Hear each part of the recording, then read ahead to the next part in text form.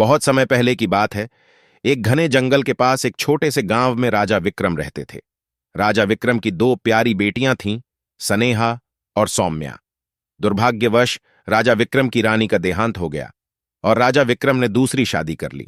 नई रानी, जो उनकी सौतेली मां बनी, बहुत ही कठोर और निर्दयी थी।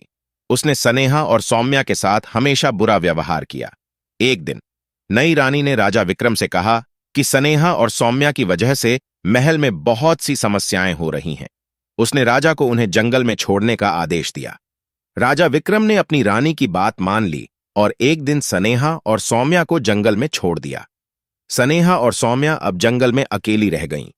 उन्हें अपने पिता की याद आ रही थी, लेकिन वे वापस नहीं जा सकती थीं। दोनों बहनें बहुत दुखी थीं। सनेहा, जो बड़ी थी, उसने अपनी छोटी बहन सौम्या को सांत्वना दी और कहा कि वे किसी तरह से इस कठिन समय का सामना करेंगी। जंगल में रहते हुए सनेहा और सौम्या को बहुत भूख लगी। उन्होंने जंगल में इधर उधर खाने की तलाश की। काफी समय तक भटकने के बाद उन्हें एक छोटा सा घर दिखाई दिया। वे दोनों उस घर के अंदर गईं और देखा कि वहां खाने के लिए काफी चीजें थीं। उन्होंने अपना पेट भर के खाना खाया और दरवाजा बंद करके बैठ गईं। काफी देर बाद घर का असली मालिक, जो एक राक्षस था, घर वापस आया। उसने जोर से दरवाजा खटखटाया और पूछा, अंदर कौन है? दरवाजा खोलो। लड़कियां डर गईं और उन्होंने दरवाजा नहीं खोला। राक्षस ने फिर से कहा, कौन है अंदर? दरवाजा खोलो, मैं कुछ नहीं कहूंगा। लड़कियों ने उसकी बातों का भरोसा कर दरवाजा खोल दिया। राक्षस अंदर आ गया और लड़कियों को देखा। उसने कहा, तुम दोनों बहुत सुंदर हो, मैं तुमसे विवाह करना चाहता हूं। सनेहा, जो बड़ी बहन थी, ने कहा, मैं तुमसे विवाह नहीं कर सकती। मैं अपनी छोटी बहन का विवाह तुम्हारे साथ करा देती हूं। दोनों ने मिलकर एक योजना बनाई।